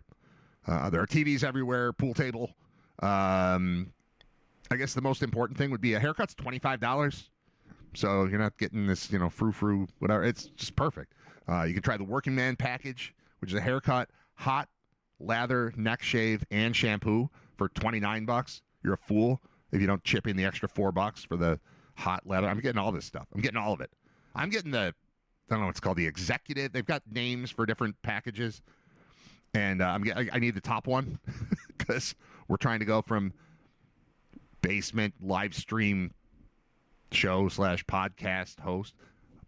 I'm trying to go from ugly radio guy to fancy game show host, and I needed help. So I went to Buffalo Trim, and they're going to hook me up sometime this week. I have to call today, or call, text, whatever, and set up my appointment. So any day now, I'm going to come in here, and it's going to look like I'm going to look like the guy in the picture instead of this dude, which is nice. It's kind of fun to intentionally just go full werewolf and get all shaggy, knowing that somebody else is going to take care of it. I've been cutting my own hair for far too long because I don't care. I mean, you don't need... I mean, this is bad. But I just keep it super short, and who cares? There are a lot of people like me walking around like, yeah, I bought clippers. Like, done. But I think it's time. I think it's time to get it cleaned up. And they'll provide maintenance as we go as well. Buffalo Trim, they say, give us a try and you won't go anywhere else. I'm going to give them a try and then I'll tell you about it. And I bet they're right. All right, we're going to take a time out and we'll play a little music and then come back. It's already 11:33 and I didn't even get through the opening segment. School's closed again, by the way. All right, I'm going to do this real quick and then I'll take the break. We don't need Paul on the screen anymore. Let's go to that one. Oh, do you like the new look, by the way? I saw one comment about the, in the immortal words of Kenny Rogers Roasters, it's the wood that makes it good. Do you like the new wood wall? Let me know in the chat. I think it looks way better. I also want the show to look different. I think it looks brighter, cleaner, sharper. I'm changing the look. Little things. It's going to keep growing. We're almost at 250. Like 250 is Friday. I don't have any plans for the 250th episode spectacular yet, but we should do something. Minimally have like fireworks in the background as I'm doing the show. I don't know. We'll do something for 250. We did something for... We did 100. Well, no, 100 was the end of the radio run. 200, I think we did something. Now we're at 250. We'll do something. I don't know what it is yet. Anyway, tracking the snow. It's not snowing. I mean, I've been downstairs for an hour and a half, so maybe things have changed. But at last check, plow didn't even come. No, nothing. Just nothing. But school's closed again. They closed it last night at 8 o'clock at night or something. Yeah, abundance of caution. They didn't actually use those words this time, out of an abundance of caution. But I'm going to walk you through my son, Zach, who is 13. He'll be going into high school next year. His school attendance the last several weeks. So it was 2 weeks off for Christmas and New Year's. I guess I just accept that now because the holidays fell on Thursdays. They just, let's just take 2 weeks off. Okay, they go back to school for a week. And then they return, that he went 5 days. They all did. But specifically Zach, because he was sick, too. So Zach had 2 weeks off, went back to school for a week. Then last week, Monday, he was out sick. Tuesday, he was out sick. I didn't even know it. Like, he just was upstairs in his room. I never even saw him during the course of the day. I found out that night that he hadn't gone to school. That night when we were deciding if he should go to basketball practice. I was like, why wouldn't he go to basketball practice? My wife's because he didn't go to school the last 2 days. Like, oh, I didn't even know that. So he missed Monday and Tuesday. They had a school day on Wednesday. He went to that. They had a snow day for no reason on Thursday. And then he went back to school on Friday. So he went no for 2 weeks, yes for a week. Then no, yes, no, yes. So he went twice last week. And this week so far, Monday, holiday, Martin Luther King Day. Tuesday, off. Not snowing. Cold. Might be single digits, but it's Buffalo, January. We're closing schools because it's January. They'll have a week-long February break coming up soon, I'm sure, too, right? Maybe they'll go back to school tomorrow, or might it possibly snow? And might we think tonight that it might possibly snow tomorrow, and then we'll just cancel that, too? It's ridiculous. All of it's ridiculous. Paul's out there snowblowing. He's in Hamburg. I get it. We don't need to. I moved away from the snow. My wife told me it snows way less on, like, Sheridan Drive than it does on Genesee Street, let's say. And I didn't necessarily believe her. I kind of started to when there was that crazy, the Kent State game when they couldn't get here. They were stuck in the South Towns, but the North Towns were perfect. Like, I started to believe it then, but I didn't live up here yet then. I was more Middle Towns. It's fine here. Stop closing the schools. Stop it. Who do I talk to about this? Is there a club? Is there a secret superintendent's club?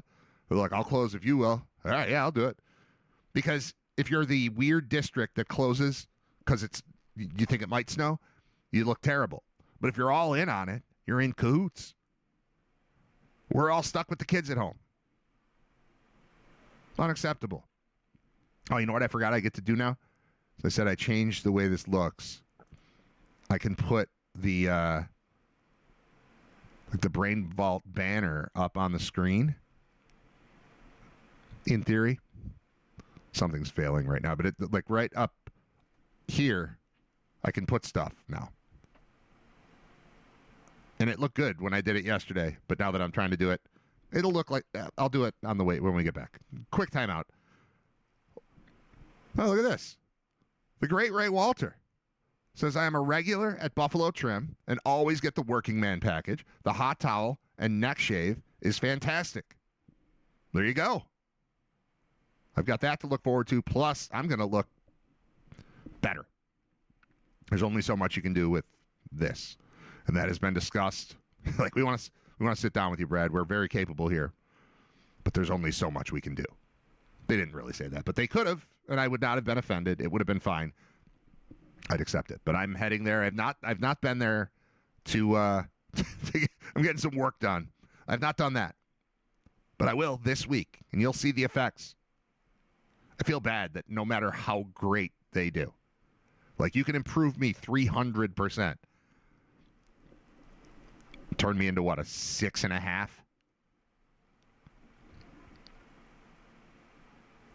You work with what you can. That's what McDermott tried. He got fired. All right, I'm gonna play a song. I don't know what it's gonna be. I'll just hit play.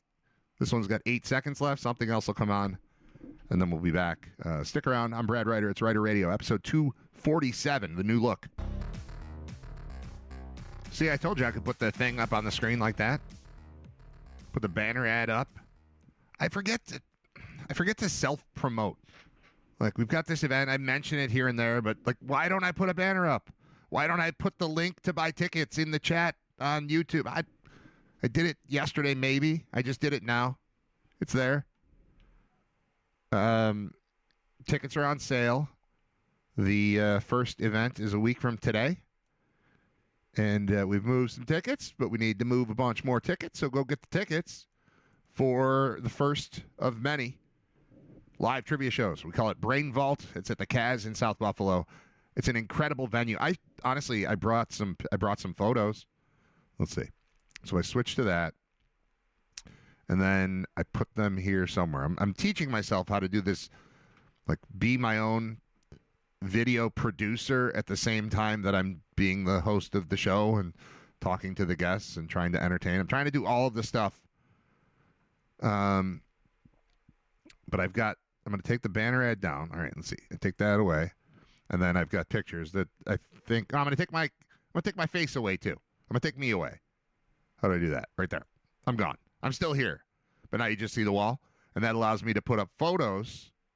It's like TV. It's like real TV of the Cavs. I want you to see. First, here's just the sign. Right? Nothing. No big deal. Right? It's an old bank. It's an Art Deco bank built in 1921. And I'm not saying nothing. I'm saying it is very unassuming from the outside. It looks like an old bank. You're never like, oh, look at that old bank. I want to go in that old bank. Nobody thinks that.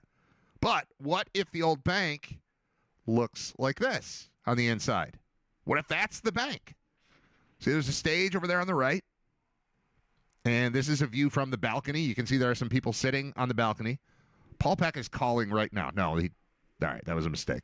Butt dial. He's probably, he's got his mittens on, and he's got his phone somewhere inside of his overalls, his snowsuit, and he mashed a button by mistake and just called. I thought, usually when we have a guest on, and then 5 minutes later they call back, there's some kind of breaking news, and I was excited that there was going to be something there. It's nothing. Okay, so anyway, back to the Cavs. So what you're seeing here, if you're looking from left to right, you're seeing, first of all, you're seeing a picture from up top in the balcony or mezzanine area, if you will. You're getting a vibe of sort of the, just the overall, sense of the layout. If you're looking, you can see if on the left there are people right on the rail of the mezzanine. If you look down, you see the bar area. Some kind of, something's going on there. Some maybe hugging. Maybe dancing. Right at the corner of the bar there. I'm just noticing that. It's not super large on my screen, so I can't zoom in on it, but something's going on there right at the bottom corner of the bar. Seems to be a man and woman engaged in something. Anyway, over to the right is really where we'd like to focus our attention, and that is that's the stage. So you see it all lit up. I don't know what colors we're using. I'm not in charge of the lighting, but it's not bar trivia night. It's a show. It will feature me and 3 other people, all of whom you've probably, if you know me, you know them, all of whom you've probably, you're familiar with their work. And I don't want to announce them without having them on. So we'll wait until we can book them over the course of the next couple weeks.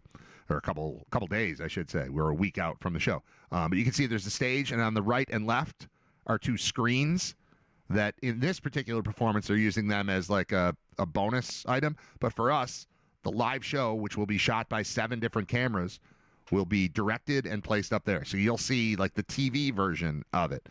And this first one I don't think is going to be broadcast on YouTube, but we're working toward that. We're going to film it and then use that to kind of build promotional materials for future episodes. There's a lot going on here.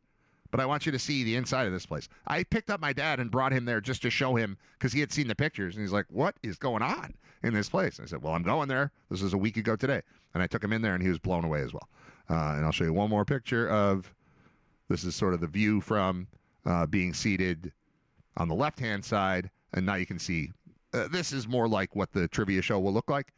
See, the screens on the right and left are showing what's happening on the stage. But it's not just a one-camera feed.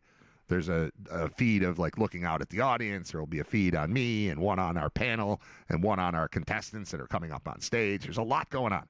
But I just wanted to give a little insight now that I can. Now I know how to do that. So I take that down, and now I'll put, turn off photos. I'll bring the banner back. And then I'll bring me back. So this is what TV's like. If you have multiple people doing it, it's seamless. They just jump from this to that. But if it's just me, this is what it looks like. So I've got my Kaz ad, and then I've got another banner ad here for Buffalo Trim,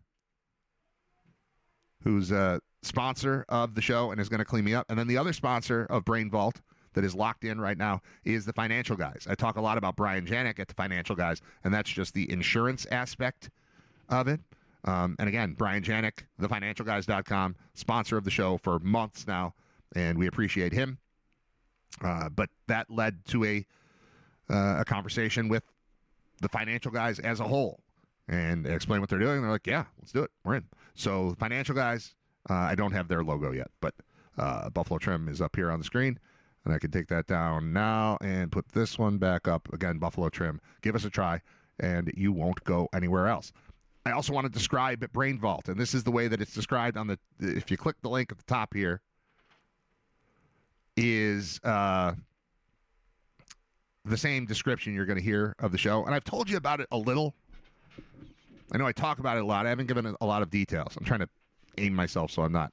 There we go. That's better. Here's what it says there. I'm just going to read it out loud. This will be like a commercial for Brain Vault. Here we go. The Brain Vault is a live ticketed trivia show that plays more like a late-night talk show than bar trivia. Makes sense. You know who I am, right? All right. The night blends competition, conversation, and spectacle, creating an experience that's just as entertaining to watch as it is to play. Hosted by media personality me, with weekly guests.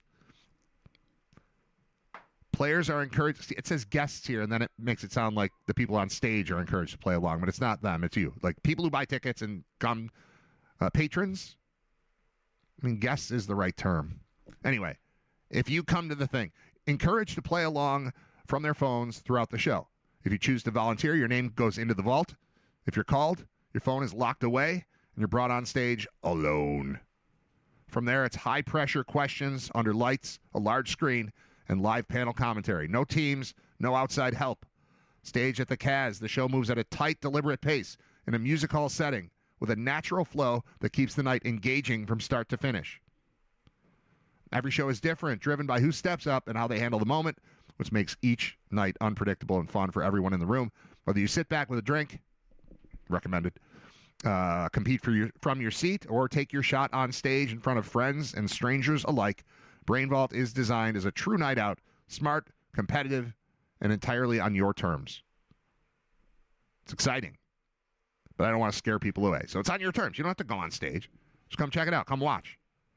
Play along on your phone if you want. If you don't, just sit there. If something's funny, laugh. If you're impressed by something, clap. If you're having to just react in real time. And know that what we're building here is it's a TV show. This is a TV show that's not on TV. It's almost like a dress rehearsal.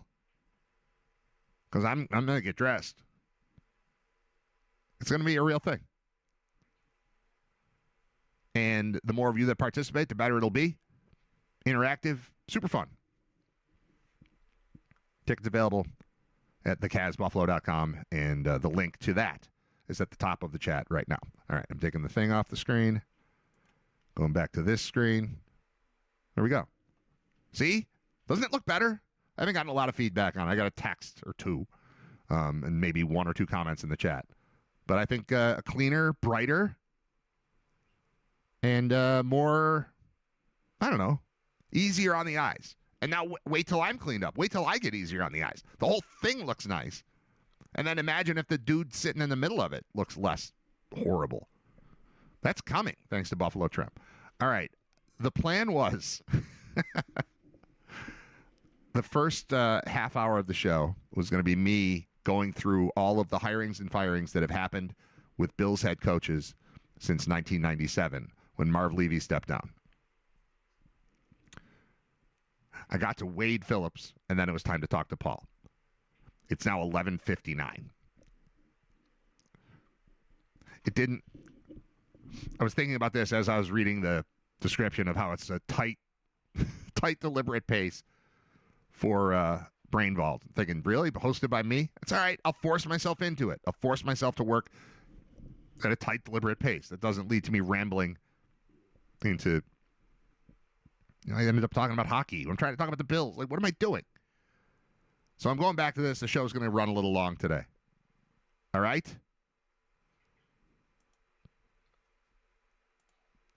I started working in radio in 1997. Immediately, we had one Bills season. Marv retired. Wade Phillips comes in. He's there for 3 years. They had lost His second year, they went to the playoffs. They lost to the Titans. I don't know if you remember that play. The Bills had the lead, and then the kickoff, and Kevin Dyson, and Wycheck, and Lorenzo Neal. It's forgettable. Forgettable play. That happened. He's out. Donahoe's in. I'm not tracking GMs here, but he's out. Donahoe's in. Greg Williams is the hire for the new coach, the Donahoe choice as coach, because Donahoe's in as general manager. He comes in with blowhorns and whistles and acts like he's won 6 Super Bowls and hadn't, and his welcome was worn out. He's been around forever, but as far as being a head coach of an NFL team, he was not ready for that. And he's had little flashes. I don't know if he's ever been, was he the Titans head coach for real? See, I'm going to get sidetracked again. I know he's been an interim head coach. He was heavily involved in the Bounty Gate thing. He was Bills head coach, interim head coach with the Browns at one point. Okay, never again a head coach. Head coach from 01 to 03, didn't work. Never did it again. He's now a defensive coordinator at Tennessee State. DC Defenders, Jets, Browns, Rams, Titans, Rams, Saints, Jaguars, Redskins, all since being here in Buffalo. So we didn't like that one. When he got fired, it was like, good, get out. That was full-on Chuck Dickerson referring to 4th and stupid when he punted from like the 32-yard line at one point. Mike Mularkey came in. All of his passwords were Super Bowl. That's what I remember about that hire. What was his... Him leaving was weird, too. Did he just resign? His contract was up. Then he left. Let's see what happened there. That one was a little weird. He went on to coach elsewhere. He was hired here.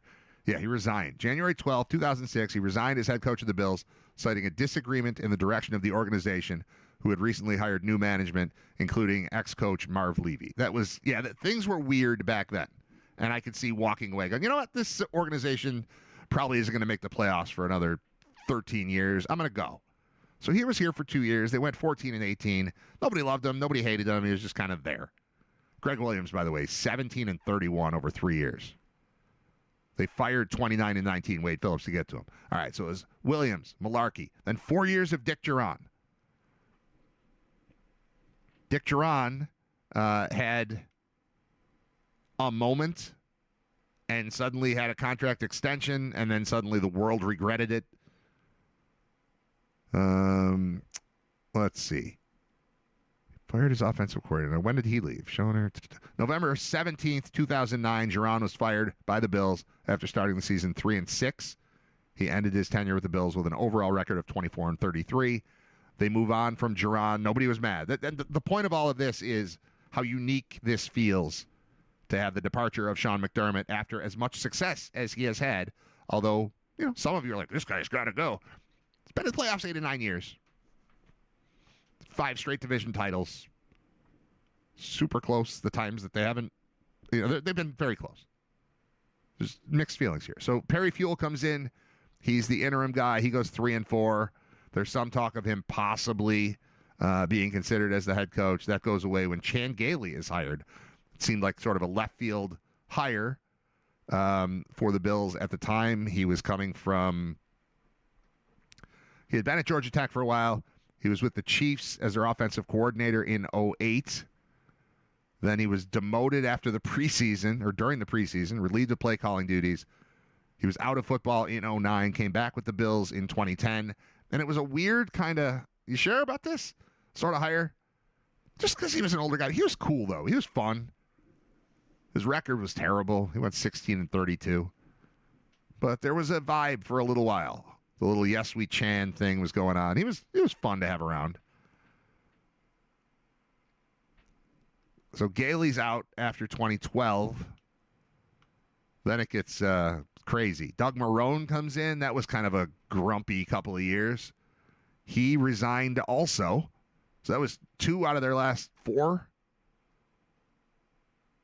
2 out of their last 4 real coaches just resigned, which you don't hear ever in football, but that's kind of organization they were at the time. They finished 9-7, second place in the East, 2 wins from the playoffs. It was their first winning season in 10 years, which happened under Mike Mularkey, who also resigned. At the end of the 2014 season, it was revealed that Marrone had a 3-day out clause in his contract in the event of an ownership change. The clause was triggered by the sale of the Bills in 2014 after the death of Ralph Wilson. Marrone exercised the out clause and quit on December 31st, 2014, still collecting his 2015 salary in full. After he quit, several players expressed their displeasure and disgust with both the decision and the way that he informed the team. One of the captains and longest tenured players on the team, Fred Jackson, said it was like getting punched in the stomach. Marrone interviewed with the Jets for their head coaching position. His interview reportedly did not go well. Again, this is all Wikipedia's version of it, but I'm just trying to go through, like, why did it feel so weird with the McDermott thing? After Marrone, Rex Ryan comes in. That was chaos, huh? How did that one end? He was fired with time left on his contract, too, if I remember correctly. He was hired on January 12th, 2015. 5-year deal. He made it 1 year plus quite a bit. Was it December 27th, after a Christmas Eve loss to the Dolphins in Week 16 that eliminated the team from playoff contention, Ryan was relieved of his duties as head coach, and offensive coordinator Anthony Lynn was named as interim head coach for the final game of the season. His brother Rob Ryan was dismissed as well. Following the season, he went on a profane tirade against the team for allegedly quitting on him. He was replaced on a full-time basis by Sean McDermott in Buffalo, who proceeded to lead the Bills to the postseason in his first year back in 2017. So that's the history of Bills coaching. Nothing in there is like shocking at all. Wade Phillips being fired after going 29-19 in 3 years was unexpected, but as Paul Peck pointed out earlier, new general manager, wasn't his head coach, wanted to move on. His head coach was Greg Williams, which tells you a lot about how the Donahoe tenure went here. I always liked him. I liked him more than most people did. He was nice to me. He gave me information when I would ask for it. He was cooler to me than he apparently was to most people. I don't know. I'm still like, if you ask me what I think of Donahoe, no, it didn't go well, but I'm pro him. Like, his name comes up and people go, ugh. And I go, oh, I liked him. I like Tom. Tom's cool. But you got two coaches quitting in the middle there. You've got coaches getting fired during the season there. You've got Greg Williams, who obviously it wasn't working out and was time to move on. All of it was obvious. It was either obvious or what took you so long. But it was never, you just woke up in the morning and a guy who's 98-50, 662 winning percentage is better than Marv. 98 wins. Another year and a half, he would have passed Marv as the all-time leading coach in Bills history. All right, he's got 98 wins. Marv at 112. So a perfect season next year would have put him there, if my math is correct. Also, they have a column on this page for accomplishments. Marv Levy's got a bunch of them. Pro Football Hall of Fame, 4 AFC championships, 6 AFC East championships, 8 playoff berths, 1 Sporting News Coach of the Year, 2 UPI NFL Coach of the Year. There's that. Then it goes to Wade Phillips, 2 playoff berths. And then for accomplishments, nothing is listed between Wade Phillips and Sean McDermott. Accomplishments, none. For Greg Williams, Mike Mularkey, Dick Duran, Perry Fewell, Chan Gailey, Doug Marrone, Rex Ryan, Anthony Lynn. It's a fun question. Who's the last person to coach a Bills game before Sean McDermott coached 148 of them? And it's Anthony Lynn with 1. Accomplishments. So again, Wade Phillips, 2 playoff berths, nothing for everyone in between. And then you get to Sean McDermott, 5 AFC East championships, 8 playoff berths. 8 playoff berths. That's the same as Marv. Same number of playoff berths as Marv Levy. I'm not mad about this, but I'm explaining why it's unusual. I don't hate moving on. Got to get it right, but I don't hate a different flavor of Bills football next year. New stadium, new attitude, new something. Go win the damn thing. Don't win it because all the good teams are out or all the good players, good quarterbacks are out. Go win it. Come on, man. And I don't blame him at all. And I feel for him. I think he did an incredible job as the head coach of the Bills. But it's just, I don't know. It's a game. It's a TV show, man. It's a TV show. They're changing the cast. They've lost that spark or whatever. I can view it that way and be fine. Football's a television show. And in season whatever it is for the Bills next year, they brought in a new cast member playing a major role. But it happens. You can replace Diane Chambers with Rebecca Howe and succeed. Like, and I know they didn't fire Diane, but why did they fire Diane on Cheers? It'll be okay. We'll bring in Rebecca and it'll be great. And it was great. Even when Coach died, they brought in Woody. It was great. They got further with Woody than they ever would have gotten with Coach. It was sad. So we're just looking, that's what we're looking for here. Sean McDermott is coach from Cheers and also coach from the Bills. Now you just got to replace him with Woody Harrelson. Not the actual Woody Harrelson, but I think you understand what I'm saying, right? Okay, I'm going to close that, and then I'm going to look at my sheet, because that was the first thing I had written down to talk about today. Oh, the Wade Phillips tweet. So I forgot about that. This is what led to this whole thing. There was a tweet from Wade Phillips yesterday. Legit, real Wade Phillips, who's the best. His Twitter handle is Son of Bum, because he's Bum Phillips kid, at Son of Bum. But he said, I'm very surprised to hear that, I'm paraphrasing because I don't have it in front of me. I'm surprised to hear that the Bills would fire a head coach after a playoff loss. And he signed it, Wade Phillips. Like, it says Wade Phillips right there, then it says Son of Bum. You know it's him. There's a picture of him. It's Wade Phillips. But he signed it Wade Phillips because he's an old guy using Twitter, or X. He probably still calls it Twitter. He's so old he calls it Twitter. Ah. But Wade jumping in with that comment I thought was awesome and led me to start thinking about it. It's like, that's the last time they fired a guy. I'm like, I don't know if this is a great idea. That's really what it is, right? I'm going through all of this, but it's the first time a guy left. You're like, oh, they might have been, all right. Again, I'm not super against it. It feels weird, and I wanted to explore my feelings on Riter Radio. I'm 247 episodes into it and 30 years into broadcasting and 9 Bills coaches. Like, just telling you, it doesn't feel like, yeah, had to happen. Go get this guy. I don't have a go get this guy. I'm a little on this Cignetti thing, but I don't know how realistic that is. He's the king of Indiana. Does he want to stop being the king of Indiana? That seems crazy. And 2 weeks ago when I was hearing he might be a name for an NFL team, I thought that's stupid. He's not leaving Indiana. But suddenly the Bills opening shows up on the day of the national championship game, and I'm like, well, I did hear this thing about Cignetti. Has to be in the conversation. At least my conversation, not the real one. And they call me like, no, I'm partying. What are you, nuts? I'm in a hot tub right now with champagne. Leave me alone. I saw him smile. It was funny. So I've never seen Cignetti smile. This whole season, they're dominating college football, ripping through the Big Ten with a program that's a traditional loser.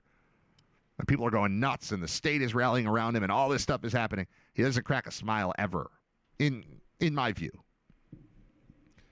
He might smile at home. He might smile in the locker room. I don't know. But the way he presents himself is just all business, anger.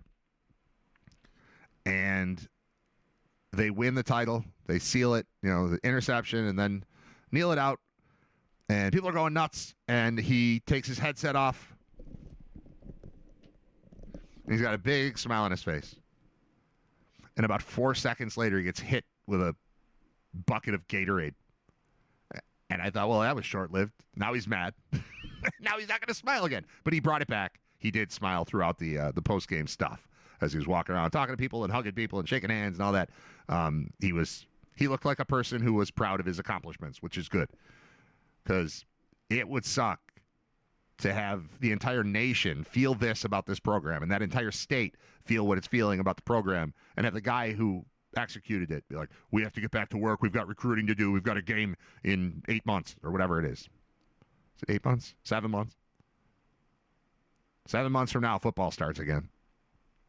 And I would bet that by like maybe now, he's locked into that. He's probably in his office. He's one of those guys. But I really thought that the 4 seconds of smiling might have been over. It's like, oh, now he's got to kill this guy that dumped Gatorade on him. This guy that he said he loved. He's going to kill him. And he can't smile anymore. But he did. He lightened up a little. All right. I was going to do a whole rundown on all the coaching jobs. Maybe I will. Green Day is playing a Super Bowl pregame show, which I don't remember that being a thing, but I like it.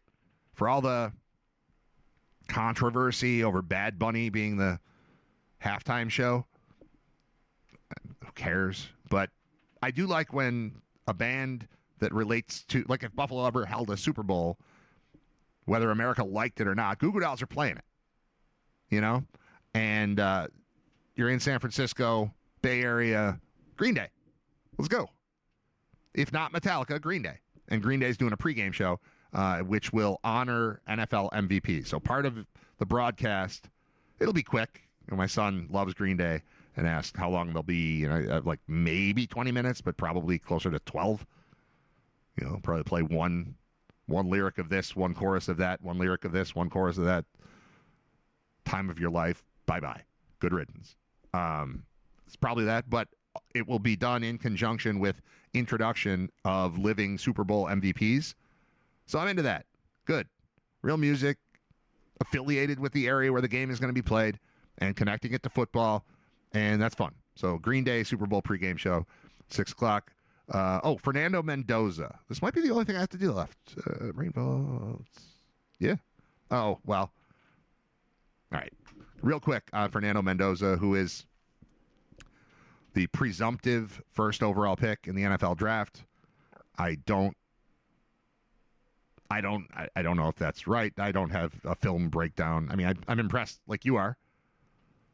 Anyone who's seen him play, he's the Heisman Trophy winner. He led the improbable Indiana Hoosiers team to victory, an undefeated season. It's incredible. And he's been awesome. But I got to say, I wouldn't want to hang out with him. That the vibe he gives up. So he's like a churchy, he's like a nerd. He's a stud athlete, but he's also like a nerd. And I don't know what nerd means these days, but I mean he's nerdy. I don't know what his grades are. I'm not saying like, ooh, he's too smart and that sucks. I'm saying he carries himself like and maybe I'm only seeing him jacked up after a win. And, you know, we watched him advance in the playoffs and beat Ohio State and, you know, advance to the playoff. Maybe I'm just seeing him at his most hyper. He comes across, like, have you ever seen Quentin Tarantino on a late night talk show where he comes in as a guest and he's just, I mean, I assume that's what cocaine looks like on television, like an already energetic dude. But even if it's not, it's caffeine. It's you know, I just pounded 6 Red Bulls. Like that's the energy he gives off. That's what Mendoza gives off after a game. Getting beat up and bloodied. That final touchdown was awesome. Him diving through and he got smacked as he crossed the goal line too. And just got up and didn't care. Like he's super impressive until he's got a microphone. And then he's just like a nerdier Tarantino.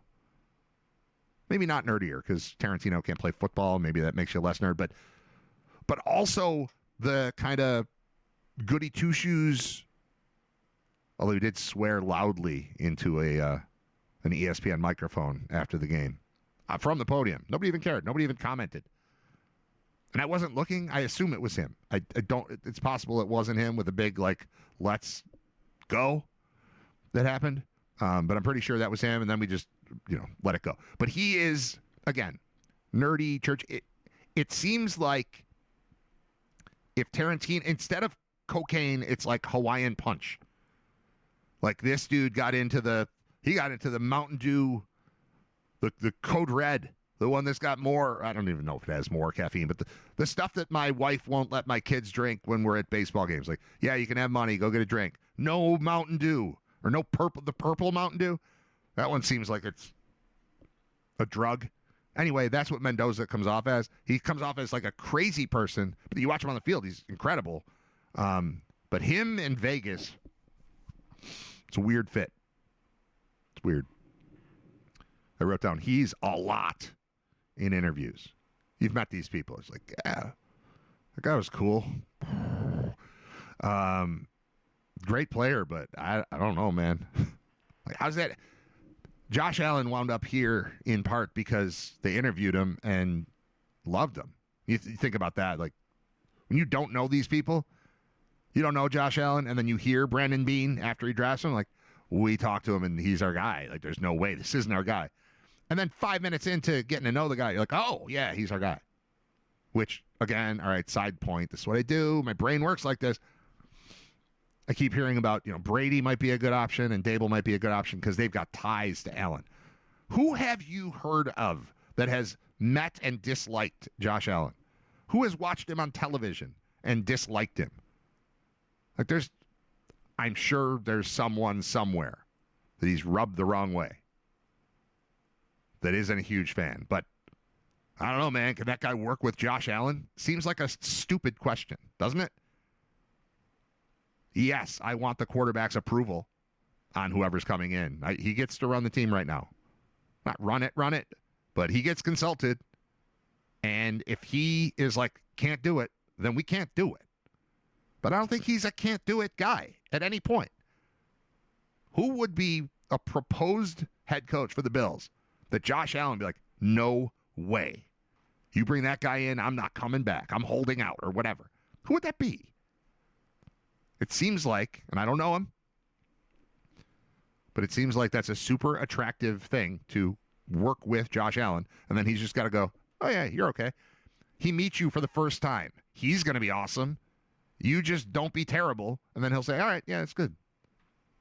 At least that's the perception of this dude, how he walks through life. He walks through life, and everybody is thrilled that he's there. Rightfully so, because he's brightening your day by throwing a touchdown pass or running for a touchdown pass or buying you an ice cream cone or holding the door for you or making a little joke with a kid at a cancer hospital and they're showing it on TV. Like, is there anyone who's a football coach ever who will go, I can't take this job. I can't work with that quarterback? I think the answer is no. If you can't work with that quarterback, I don't want you anyway. So even if I'm wrong and the answer is yes, and there are people who are like that, well then, okay, what are you doing here? You know what you're walking into? We talk about how attractive the Giants job is because of Jackson Dart. Jackson Dart is baby Josh, except concussions, and hasn't quite done it yet, but he looks like he might be kind of like that. Is he as cool and fun and personable and excellent at interpersonal communication as Josh Allen? I'm trying to think of the right way to say it other than like one of one. I hate cliched language. But if you can't work with that guy, you can't work with anyone. So he just has to go, yeah, you're fine. He doesn't have a history with Josh. Let him hang out with him for 15 minutes, and he'll have a history with Josh. Then they can work together. It'll be fine. NFL openings. We'll go through real quick. 12:23. Close enough. 10 jobs opened. 3 of them have been filled officially. There are rumors elsewhere. Actually, let me check on Tennessee, because I believe Robert Saleh is going there, and I don't have that on my list. GM coaching tracker. Refresh. Scroll to the top. Titans. No, hold on. Just want to keep track of this. A lot of moving pieces. Oh, I'll throw this out there too. In the conversation probably with my wife yesterday. My wife about McDermott. It's like, who's out there? Who can you get? I'm like, well, 10 coaching staffs just blew up. So it's a pretty good time to be in the market if you're looking for NFL experience. Pretty good time for it. If 10 coaches leave at the same time, I mean, one of them is yours, so we'll call it 9. You got options. for sure. I thought I saw that Tennessee had hired Robert Saleh. Maybe it was just that he was interviewing. They were the first team to fire their head coach, dismissing Brian Callahan October 13th following a 1-5 start. I think I should probably look elsewhere for this story. Saleh, Titans. Saleh to Titans. Titans expected to hire 49ers defensive coordinator Robert Saleh as their head coach. Okay, so that one's not done yet. Matt Nagy was in consideration there. They're already saying he's got other plans after losing out to Robert Saleh. So hasn't happened officially to my knowledge. So I'm going to write him in anyway. It seems like that's true. I can change this tomorrow. But I want to keep it current and in front of me. I would maybe do this anyway, but certainly with the Bills being involved. All right, so Arizona job is available. Atlanta's job has been filled by Kevin Stefanski, former Browns head coach. Ravens job available. Bills job available. Cowboys job available. Raiders job available. The Dolphins have hired Jeff Hafley, who was the defensive coordinator with the Packers. The Giants have hired John Harbaugh, who was the head coach of the Ravens. Pittsburgh job open. Tennessee job filled by Robert Saleh, former Jets head coach, and most recently defensive coordinator with the Niners. That one's not official, but we're counting it for the purpose of a piece of paper that sits on my desk that I can change by tomorrow. That's where we think we stand right now. So 1, 2, 3, 4, 5, 6 openings remain for head coaches in the NFL, including the Buffalo Bills. I've done nothing during this show to look and see if there's any, so-and-so's coming in for an interview or any of that stuff. You'll find that. I'll find that over the course. As it happens, we'll do it. But anything that breaks live during the show is tough for me to notice. And it wouldn't be breaking. I mean, if they hire somebody, we'd notice it. But any rumors about interviews, that kind of stuff, I'll be paying attention to all of it, just not while I'm doing a show. All right, we're done. Thanks to Paul Peck for joining us. Thanks to everyone for listening. Thanks to Brian Janik from thefinancialguys.com for sponsoring Riter Radio. Thanks to Buffalo Trim, who's going to make me look passable for my stage debut at Brain Vault a week from tonight at the Kaz in South Buffalo. Tickets available at the top of the screen. There's a link, the top of the chat, I should say, or go to thekazbuffalo.com. I sent the link is a little more specific and gets you right to the thing. But if you just go there and look at shows and look for my face, you'll find me. Click on that. Buy tickets. Come to the show. Be a part of it. It'll be fun. And thanks to the financial guys overall who have agreed to be a part of the show. And I said, Buffalo Trim, give us a try. You won't go anywhere else. They're going to make me look pretty. Good, right? All right. Thank you for listening to episode 247 of Riter Radio. Yesterday's episode has not yet been posted. I had a lot of trouble with uploading. So as this show concludes, I think I got to figure it out, and I think we'll have yesterday's show up. I'm also going to post the conversation I had with Jay Skursky as a separate, whatever you want to call it, video / podcast. I'll probably put it on Spotify, just because that's a nice, tight, oh my God, this just happened moment. Plus, Jay looks great in the little caricature I put together of him on vacation with his sleeves cut off like a Belichick sweatshirt. I don't know why it did that. But he's got palm trees and water because he's supposed to be on vacation. And then it turned out they fired the coach. And he came on anyway, which was awesome. But that'll be posted separately. And then today's show will be posted. Follow on YouTube and on Spotify. Please share. Hit the notification thing on YouTube so that every time something happens, whether we go live or we post something, you'll be notified. It's very helpful to me as we continue to build Riter Radio here in Western New York. Okay, that's it for 247. Talk to you tomorrow at 10.